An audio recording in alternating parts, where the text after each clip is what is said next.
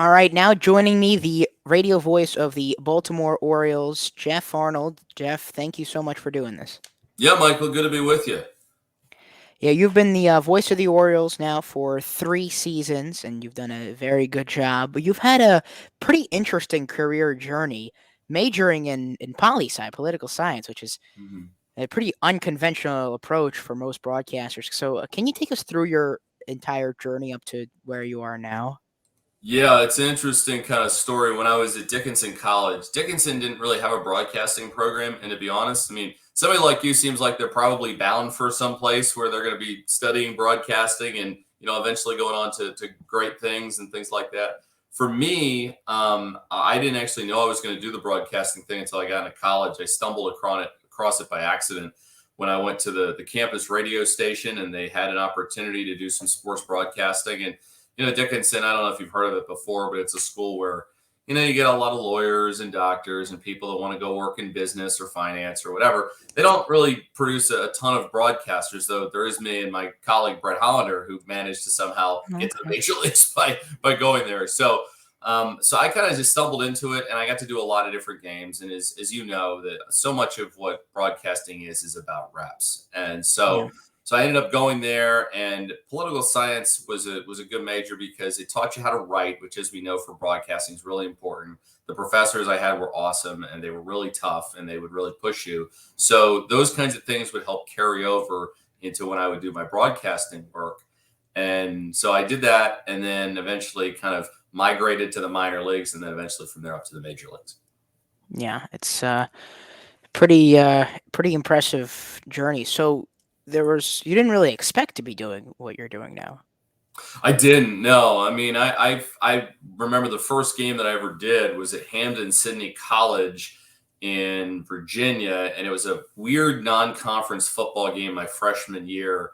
And a friend of mine, Zach Rosenberg, had agreed to go do the game, and he needed somebody to go with him to do it. And I'm this freshman, and Zach and I don't know each other very well, so we end up going to do this Hamden Sydney College, Dickinson College football broadcast between Dickinson, who was actually like an NCAA tournament team that year, and Hammond Sydney, who I think was an okay team. And I just had a blast. And I was like, this is something that I'd want to do again. And so that began kind of my arc into broadcasting. And then I would do women's basketball and some men's basketball and some baseball and some things like that. And then by the next year, I was the sports director because a lot of the guys that I was, in college with had graduated. But we had a great group, some talented broadcasters, many of whom pursued other things, but at least for college broadcasters, they were talented guys, and we became, a lot of them are friends, and I still stay in touch with quite a few of them. Wow, nice. Yeah. So it is right now. Today is August 3rd, so it is an Orioles game day. Now you're off today, but obviously you've got a extremely busy schedule working most of the year, and every game day is different. So I think we're gonna split this into two, I guess, a home and away. Can you walk us through a typical game day for you? What it looks like from the morning up until after the game? Sure. So when we're at home, typically how it'll work is, I'll get up, and it's usually kind of the same from home and away where, you'll get up and you'll read some of the national stories. And so I'll look at, The Athletic, I'll look at MLB.com, I'll look at USA Today. I might flip on MLB Network and see some of the things that are going on there. And then every day I have these, this sheet that kind of is a one pager on every team that goes into like the general trends, how they've been playing, stats, big picture type of bullets and notes and things like that. And then I also have a page that has stuff on the different pitchers. And then I have a lineup sheet for each team. And then I keep all my notes and information. Some people will use OneNote. I use Google Docs. It's just easier for me. So I have a tab on every player that we're going to see. So I will read some of our stories and add some different notes into those things. And then usually I'll get ready to go to the ballpark. If we're playing a home game and it's a 7:05 game, we typically have Clubhouse open at about 3:15, 3:20. So I try to go to Clubhouse for, 30 to 40 minutes a day and talk to some different people. And depending on the day, will kind of depend on who's in there. And then Brandon Hyde's managers' availabilities after that. If I have time, I like to try and go on the field and talk to some different people.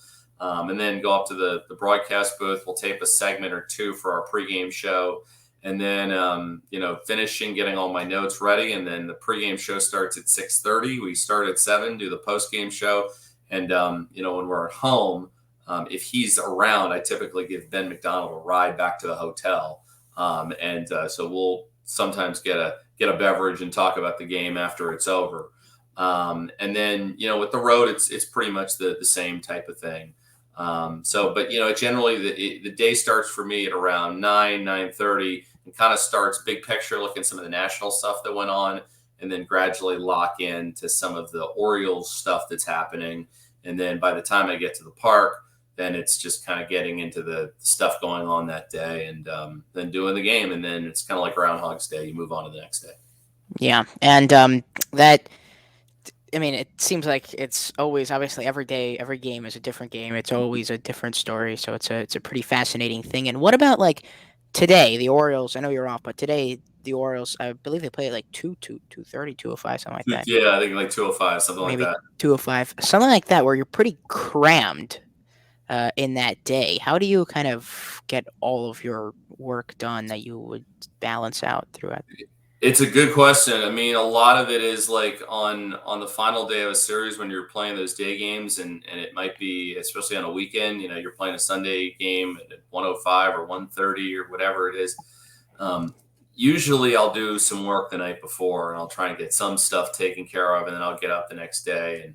But yeah, you try and plan ahead as much as you can. I mean, sometimes it'll be a picture that you've seen before, and you'll have some notes on them from the past.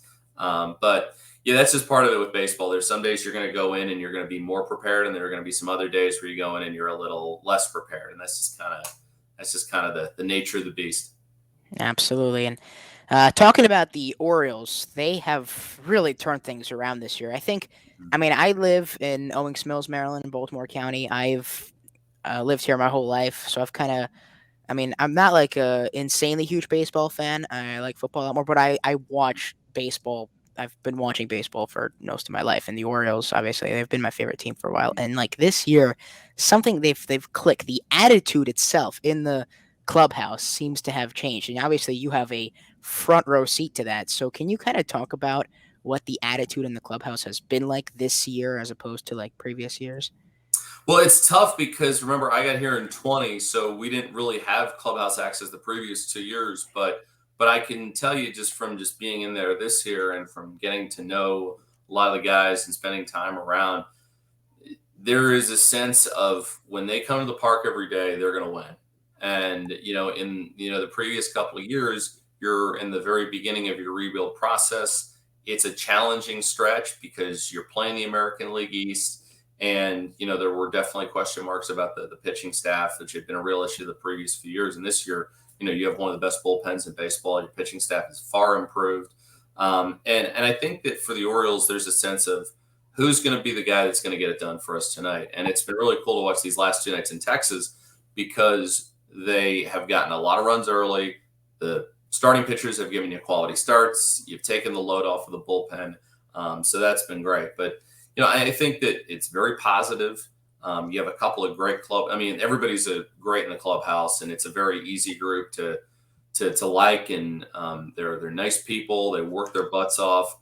It's very positive in the clubhouse. It's very positive in the dugout. I've heard Brandon Hyde talk about that quite a bit. And so everybody lifts each other up. And, it's a great atmosphere and a great environment. I give Brandon a lot of credit for that, because, when you've been through what that group has been through in the last couple of years, I think it's easy to get jaded.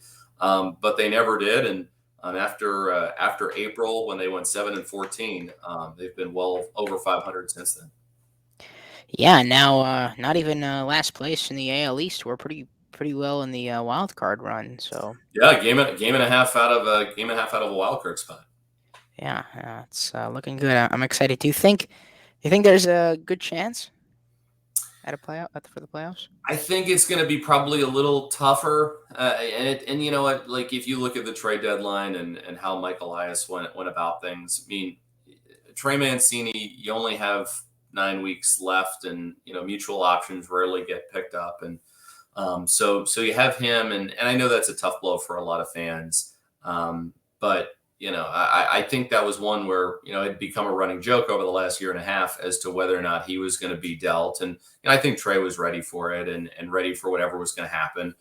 So I think he was kind of at peace with everything. And then especially you consider his last at bat at Camden Yards where he Right. hits The an inside the park yeah. home run. Nobody will ever forget that. And then Jorge Lopez, last year starting pitcher, didn't do the best, moved into the bullpen, and it was like, okay, I think this is where he fits. And came out this year, was lights out, all-star.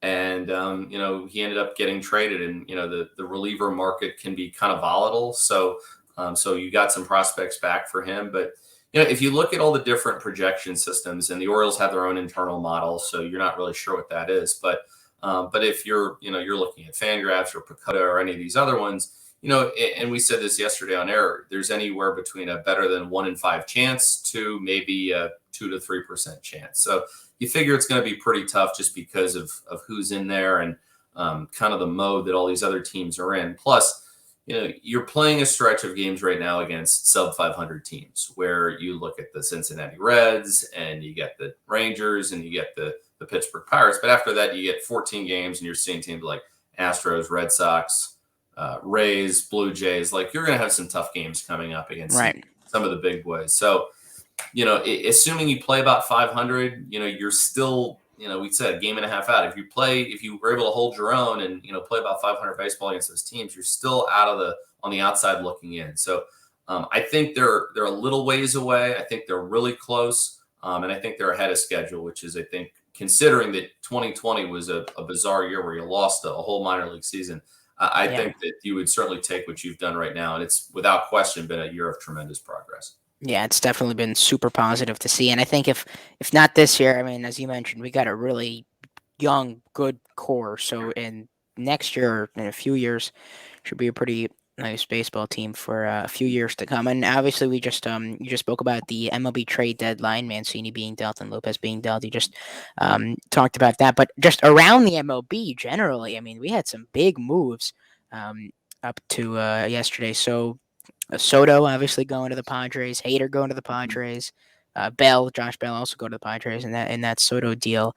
Do you want to what moves have kind of intrigued you that you've seen?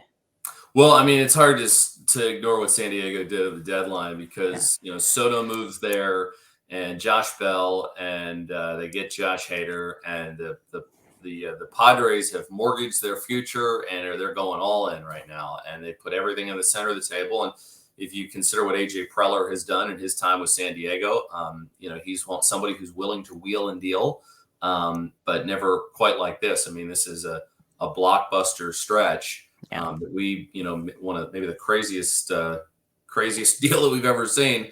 So that's really something. The Yankees are definitely got better. They added a couple of bullpen pieces. They send Joey Gallo to the Dodgers. And then they also, what else did they do?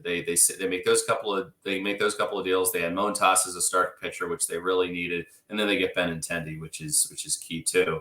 I think they addressed their needs. Blue Jays got Whit Merrifield. Yankees did send Jordan Montgomery off to the Cardinals for Harrison Bader, who's a really good outfielder. But I'd say the one that we were, that I thought was most intriguing was what the Padres did. And then the Braves also got better, adding Raisel Iglesias along with Kenley Jansen. So they're a team that you have to watch out for. And, after they kind of had a slower start, and then Brian Snitker talked to them and they've turned things around. So those two teams obviously got a lot better. I think the Yankees addressed a bunch of their needs at the deadline with, needing another outfield bat, needing some help in the bullpen, getting another starting pitcher with Montas. And we'll have to wait and see. And hopefully the Orioles are going to be able to respond as they start taking on some of the big boys. Yeah. Orioles also brought in Brett Phillips. That's true. That was good. Yeah. Mm-hmm. I like that a lot. Speaking of the Yankees are among a bunch of teams who have complained about the left field wall being moved back this year, and now you've been with the Orioles for a few years now. What do you think about that? Like, do you think that was the right decision in the end? Well, what I noticed in the 2 years was that when it gets I mean, you're from Maryland, so in the summertime it gets very hot and it gets very humid, Hmm. and at the end of the yards the ball flies, and so pop-ups would turn into home runs. And remember that in the American League East, your big boppers are all right-handed hitters, so that makes it something where you had to make some kind of a change, and they wanted to move the wall back to create a bigger to create a more level playing field. And as you've seen kind of some of the StatCast numbers, it has, benefited the pitchers for sure. And it certainly has helped out our bullpen and a variety of guys. But, if you look at the overall numbers for the year, I think they're pretty even with, Orioles have lost some home runs, but the opponents have lost some home runs as well. Yeah. So I think it was necessary to move the wall back to make some changes, just because when you have pop-ups turn into home runs, and that could turn into a 3-run homer, and you have teams like the Blue Jays and the Yankees with guys like Guerrero and Judge, and you needed to make some kind of a change and to just make it a little bit more of an equal playing field. So I think that the Orioles have done that, and then it also will help you as you try and attract pitching to come to Baltimore. I mean, it's a tough sell to pitch in the American League East. That's not an absolutely. easy thing to do. Absolutely. Hopefully, this is going to help to that end. And give the Orioles a better chance to get some starting pitching that can help out this team down the road. Yeah, definitely. And I mean, it just kind of looks a little bit unnatural, but obviously, Camden Yards is one of the more iconic ballparks in baseball. But what would you say is your favorite ballpark out of all the major league stadiums? Well, it'd be tough to dispute Camden Yards probably because it was the ballpark that forever changed baseball, and it's great that we're celebrating the 30th anniversary of it this year. Outside of that, like when I got to go to Fenway for the first time as a broadcaster, that was pretty awesome. I got to work with Jim Palmer, and that's a couple of games I'll never forget. We had a blast. I remember the first day I go in there, and I'm sitting in the TV booth and I'm just like looking around and I'm like, oh man, this is so cool. And it really is, ballparks like that or Wrigley Field, they're iconic. Yeah. And Fenway certainly was that. So that was a cool experience.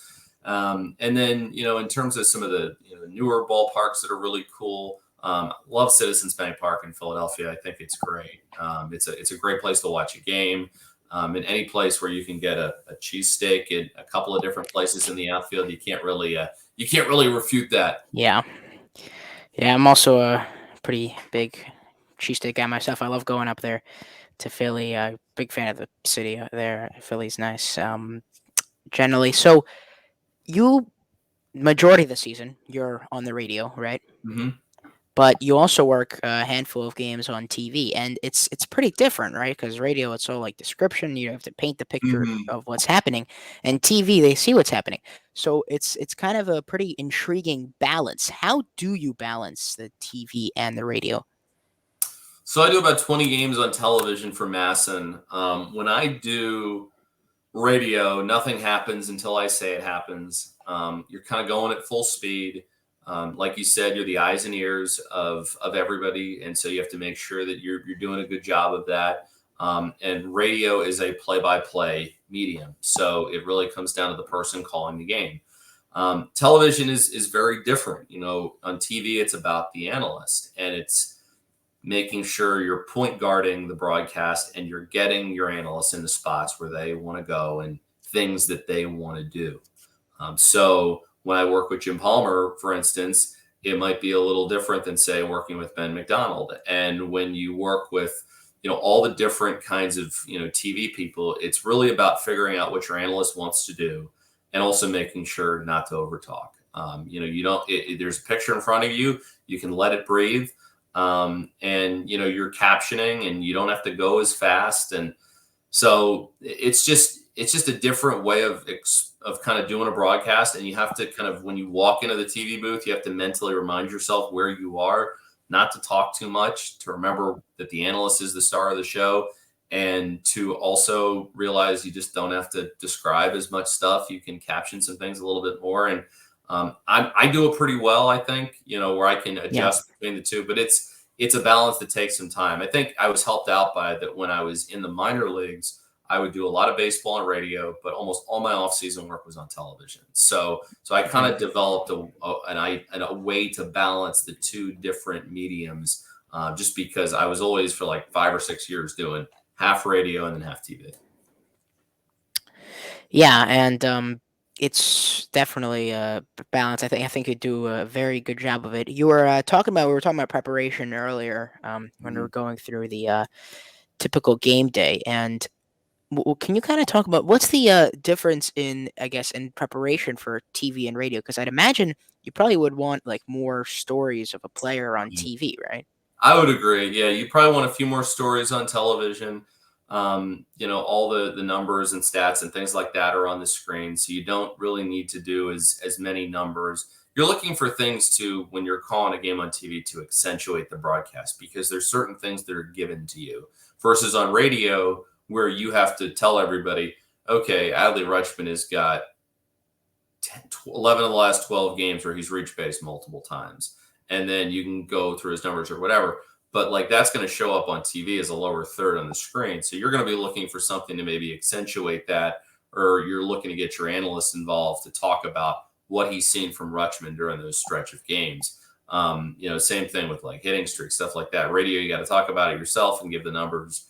And on television, they're already there. So and then television too, you just have to know the game, Yeah. because radio, like you're describing stuff, but on television, you're trying to figure out how do we take the listener or the viewer a little bit farther inside of what's going on here, and what questions can I ask the analyst to, based on what the game is giving us at this point in time, to like make this a little bit better. So you're constantly asking that stuff. How can we accentuate this experience for the viewer? And what can I do to get my analyst involved? Yeah. And you, as you brought up earlier, you made the jump from the minor league to the major league, Mhm. just like the players do, and that's obviously Right. that's a huge jump. Can you talk about, I guess, the differences and, I guess, pressure maybe, and also just the on-air product itself? Yeah, it's a great question. In the minor leagues, you're doing everything. I remember when I was in the minors, I was the broadcaster, I was the PR guy, I worked in marketing, I would do some community relations work. There are plenty of broadcasters in the minor leagues who do sales. Yeah. Some even put the mascot costume on, which I did when I was back in the minor Really? leagues. But that's Oh kind of a wow. rite of passage. If you haven't been in that suit, whatever suit it is, at least once, of the mascot, then you're not somebody that's truly been in the minor league. So we can all kind of relate to that. But when you get up to the major leagues, your job is to do the broadcast. Your job is to get ready for it, be it whether you're in radio or television. There are a lot more eyeballs. I think that when you do a major league broadcast, the game moves a little bit faster.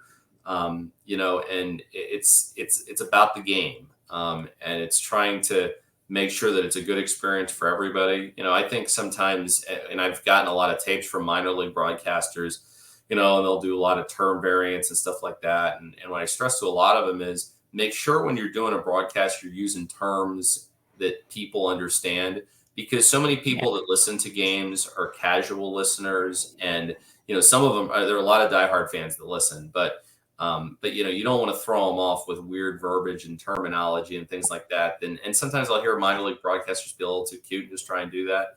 Um, Hmm. but but I'd say that like there are a lot more listeners, there are a lot more viewers.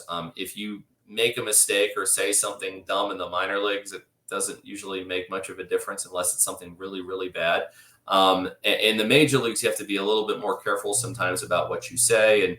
And we are obviously given, a good amount of information, and sometimes you'll have conversations on the field with people which are not meant to be used verbatim on the air. They're more just background or information, or it gives you an idea as to what to look for. I think in many ways those are some of the more valuable conversations, but Yeah. the expectation is that that's stuff that you're going to keep to yourself. And you obviously don't want to disclose anything or go too far, because you lose people's trust if you do that kind of stuff. So what I'd say is like in the major leagues, there are just a lot more eyeballs and people watching, and regardless of how good you are. And I think that when you get to the major leagues, like everybody's good. It's just kind of a matter of what do you prefer? Like, do you like strawberry versus chocolate, or do you like vanilla? Like it's like different brands of ice cream almost. And so it just kind of depends on what you're looking for. But I'd say that you're going to get some social media flack no matter who it is that you are. And then you're going to get some people that are going to love you. And it just it's kind of reminding yourself that you're going to hear some good, you're going to hear some bad, and you're going to hear plenty of people that just kind of don't care. Like there's, Yeah. if 30% of people will love you, 30% of people probably won't, and 40% of people likely just won't care. They just want the game, and they want you to not get in their way of the enjoyment of the game. And what I try and do is make sure that my broadcast is fun, that you can hopefully learn something, that it's enjoyable, that it's an easy listen, and not to try and go over people's heads, just to try and make sure I'm a comfortable companion wherever the person might be taking the game from. Yeah, absolutely, and obviously those connections and the perception of the people is it's pretty important too. So, Mm-hmm. um, so this is again it's August 3rd. So last night, unfortunately, Vin Scully, um, not only the best major league broadcaster of all time, but arguably the greatest sportscaster of all time. Mm-hmm. Period. Passed away. I believe he was 94 years old. Lived Mm-hmm. obviously a great life, and he made an impact not just on the industry, not just on the broadcasting industry, but on baseball as a whole. And as a radio broadcaster in the MLB yourself, can you kind of just speak to that impact of Vin Scully? Well, I think he set the bar, and he set it so high that all of us are kind of reminded that, this is kind of what poetry is like in a broadcast. And somebody like Vin Scully could always have the perfect words at the perfect time. And he would encourage you to pull up a chair and listen. And, he has that iconic voice, and you'd always hear, "It's time for Dodger baseball." And you were like, you felt comfortable. And I obviously have watched a lot of his broadcasts over the years. And, he set kind of a high standard for all of us to try and reach. I just don't think that any of us will ever quite get to where Vin Scully was, because he's in a league of his own. But it's your encouragement to try. I think it's your also encouragement to be a good storyteller, because Vin would always have good nuggets and information and Yeah, take you in the game and let you know about all the different players. And then, when he would get to the 7th or 8th inning or whatever, and it had to be about the game, he would always make it about the game. And, he called some of the most iconic moments in all of baseball history. I mean, absolutely. Kirk Gibson's home run call is probably my favorite. In the year that is so improbable, the impossible has happened.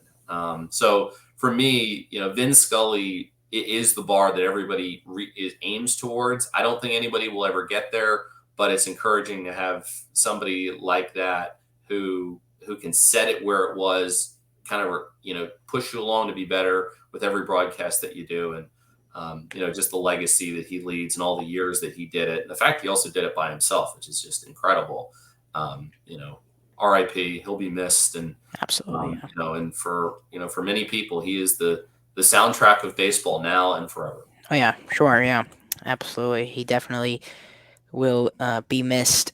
And you and I spoke a little bit about this before the show. But is there anyone that you were inspired by, influenced by in the play-by-play industry? Someone you listened to when you were younger? Yeah, I guess. And I told you kind of the story about how I got into it at the start of the show, which is I didn't really get into this in college, but Harry Callis, for me, I being can't from say. Philadelphia, was the one who, kind of inspired me. And, he had that great voice and that comfortable manner, and he was easy to listen to. And, he could throw some humorous stuff out there every once in a while, especially when he was working with Richie Ashburn, that made it so fun. And he's a beloved figure in Philadelphia, very much like Chuck Thompson was a beloved and revered figure in Baltimore. So I would say somebody like that. And then there are plenty of people that I look up to right now. Brian Anderson, who does, national stuff with Turner and the Brewers, is somebody that I've, definitely picked his brain for advice. And, he's been really helpful to me. And then so many others, as well. A guy like Joe Block, for instance, with the Pirates, he and I have been friends since I was in the minor leagues. And, there are countless folks who've helped me out, in big ways and small ways. And the great thing about being somebody that broadcasts in Major League Baseball is, like, these different teams will come in, and all these terrific broadcasters will come in as well. Many of whom I've listened to for years, and this year, because of how the things have changed compared to 2020 and 21, many of these folks I'm meeting for the first time. So Yeah.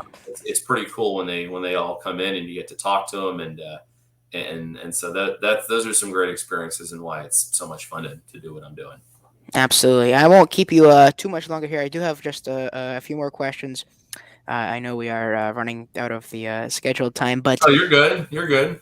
the Orioles have had some of the greatest voices in history call their games, and you you were next right after Jim Hunter, right? Mm-hmm. Yep. So, what is that like for you? I mean, it's an iconic group of broadcasters if you think about it, and you're now next in line. You're in that. You're with all those names. You're in that history. So, what has that been like? I think it's humbling, number one, because, like you said, there's so many that have been so good, and some we'll get to see and talk to. I mean, Fred Manfred, for instance. Brett and I had an opportunity to go down and have lunch with him at spring training last year, and then I think that while you're doing the games and you're in the moment, you don't really think about it all that much, because that is a lot of pressure. I think that's pressure that I felt when I got here, because it was such a bizarre kind of entry in 2020, with the year being what it was, and there's so many different things going on in the world with the pandemic and all the other stuff. But I think that you're just humble about it. I think you realize that to kind of stack up with those people and what their great legacies were, as far as Orioles broadcasters, that you got to work hard every day, that you have to bring it every day, that you need to get better every day. And so I don't know. I really don't, try and put too much pressure on myself, but I, at the same time, realize what the expectation is. And all you have to do is just, like you said, look down that list of all the different broadcasters. And if you ever need any encouragement to be working hard every day and to find out ways to get better Absolutely, every day, yeah. just take a look at that list, and that'll give you plenty of motivation. Yeah. So, Jeff, thank you for doing this. I do have one more question that we Sure. like to end all our interviews with any broadcasters that we do, and that is, do you have any advice for the younger generation of broadcasters like myself to get anywhere even close to the point where you are? Well, it seems like you're doing pretty well for yourself right now. You did a really good job with this Thank interview.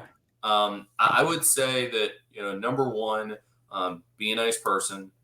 So many people, I think, in broadcasting, can get themselves in trouble, not by what it is that they do on the air, but it's what they do off the air. So always be a nice person, be easy to work with, try and bring out the best in whoever your partner is, and be understanding of, because, coming up until I get to the major leagues, I would work with so many different partners in so many different sports. And, some were really good and had been doing it for a long time, and others were a lot more inexperienced, and you need to be a little bit more helpful. But, always be good to the people that, your partners on the air. Be good to if you're doing radio, be good to your producer, engineer, be good to your producer on television or director and the crew. Like, because, if you're not, that type of stuff gets around. So make sure you're good to all those people. I would say, as you listen to your tape, be your best critic, but don't be so critical that you're holding yourself back. And I think being a good self-evaluator really counts. I think that so many people, when they listen to their tapes, and I was one of those, that they could be better self-evaluators, and they could figure out how to improve and get better. And try and focus on one thing to improve every broadcast. If you focus on just one thing, then it's going to give you a chance to get better really quickly at a lot of different things. If you're trying to fix like 4 or 5 different things to broadcast, then it makes it so much more difficult. And then you might actually take a step back. But if you pick one thing a broadcast to get better at, and I still do it, I still try and focus on a broadcast. If you do that and you learn from your mistakes, then you'll get a lot better. You'll go a long ways. And The thing about it is you never know what can happen if you keep improving and working at it, and meeting the right people, and putting yourself out there. Then great stuff can happen, and I'm sure, Michael, that it will for you, because you're way ahead of the game Thank you. right now. Thank you very much, Jeff. Thank you for doing this with me here today. Good luck on the rest of the season and the rest of your career. I do hope we will get to speak again at some point. Thank you again for doing this, and have a great day, Al. And Absolutely.